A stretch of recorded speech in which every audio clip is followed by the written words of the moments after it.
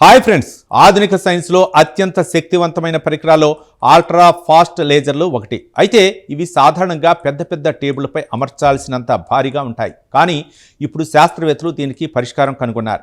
మరి 20 ఏళ్లుగా అసాధ్యంగా భావించిన ఈ లక్ష్యాన్ని వారు ఎలా సాధించారో ఇప్పుడు తెలుసుకుందాం.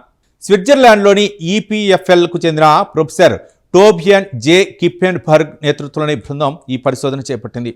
జర్మనీలోని హెల్మ్హోల్ట్ జెమ్ట్రమ్ డెస్టెన్స్ రోసెండర్స్ పరిశోధకులు కూడా ఇందులో భాగస్వాములయ్యారు. ప్రయోగశాలలో పెద్ద టేబుళ్లపై అమర్చాల్సిన ఫెమ్టోసెకండ్ లేజర్ వ్యవస్థలను చిన్న ఫోటోనిక్ చిప్లో అమర్చే సాంకేతికతపై వారు పరిశోధన జరిపారు. ఈ అధ్యయన ఫలితాలు ప్రఖ్యాత నేచర్ జర్నల్లో ప్రచురితమయ్యాయి. ముందుగా ఫెమ్టోసెకండ్ అంటే ఏమిటో తెలుసుకుందాం. 1 సెకండ్లో 1000 ట్రిలియన్ వంతులో 1 వంతు సమయాన్ని ఫెమ్టోసెకండ్ అంటారు. అలాంటి అత్యంత వేగవంతమైన కాంతి పల్స్ను ఉత్పత్తి చేసే లేజర్లే ఫెమ్టోసెకండ్ లేజర్లు అంటారు. ఇవి కంటి శస్త్రచికిత్సలు, అత్యంత ఖచ్చితత్వం అవసరమైన తయారీ పరిశ్రమలు, శాస్త్రీయ కొలతలు, ఆప్టికల్ అటామిక్ క్లాక్స్ వంటి రంగాల్లో ఉపయోగిస్తున్నారు. అయితే ఇప్పటి వరకు ఈ తరహా లేజర్లు చాలా పెద్దవి, ఖరీదైనవి. ఒక ప్రయోగశాలలో మొత్తం టేబుల్ను ఆక్రమించేంత స్థలం అవసరమయ్యేది. అందుకే వీటిని చిన్న చిప్ పైకి తీసుకురావటం ఇంటిగ్రేటెడ్ ఫోటోనిక్స్ రంగంలో 2 దశాబ్దాలుగా ఒక కఠినమైన సవాల్గా భావించబడింది. ఈ విజయానికి కీలకంగా మారింది మామిషేవ్ ఆసిలేటర్ అనే ప్రత్యేక లేజర్ డిజైన్. గతంలో దీనిపై పెద్దగా దృష్టి పెట్టలేదు. ఇందులో ఒక నాన్ లినియర్ వేవ్ గైడ్తో పాటు 2 ఆప్టికల్ ఫిల్టర్లు ఉంటాయి. శక్తివంతమైన లేజర్ పల్స్ ఈ వ్యవస్థలో ప్రయాణించే సమయంలో విస్తరించే మరింత స్థిరంగా మారతాయి.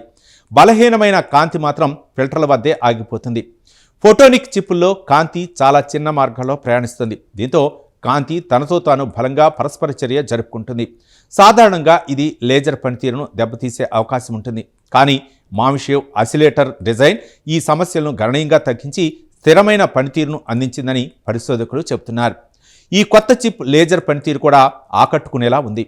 ఇది 1.05 నానోజుల్స్ పల్స్ ఎనర్జీని కేవలం 147 ఫెమ్టోసెకండ్ల పల్స్ వ్యవధిని నమోదు చేసింది. ముఖ్యంగా సంప్రదాయ టేబుల్ టాప్ ఫెమ్టోసెకండ్ లేజర్ల స్థాయిలో పనితీరును ప్రదర్శించడం ఈ ఆవిష్కరణ ప్రత్యేకత.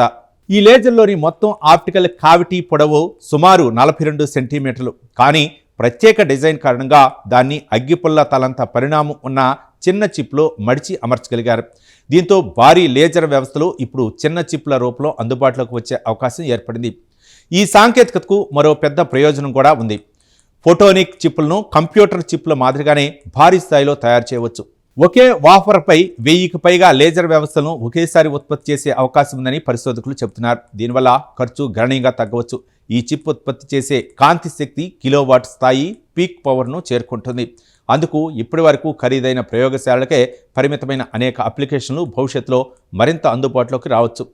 పరిశోధకుల అంచనాల ప్రకారం ఈ సాంకేతికతతో పర్యావరణ కాలుష్య కారకాలను గుర్తించే పరికరాలు, పదార్థాల్లో దాగి ఉన్న లోపాలను గుర్తించే వ్యర్థాలు, మెడికల్ డయాగ్నోస్టిక్ పరికరాలు మరింత చిన్నవిగా, చౌకగా మారవచ్చు. అంతేకాదు భవిష్యత్తులో కమ్యూనికేషన్, నావిగేషన్ వ్యవస్థలకు అవసరమైన కాంపాక్ట్ ఆప్టికల్ అటామిక్ క్లాక్స్ అభివృద్ధికి కూడా ఇది దోహదపడవచ్చు. చూశారు కదా, 2 దశాబ్దాలుగా ఇంటిగ్రేటెడ్ ఫోటోనిక్స్ రంగంలో సవాలుగా నిలిచిన లక్ష్యాన్ని శాస్త్రవేత్తలు ఇప్పుడు సాధించారు.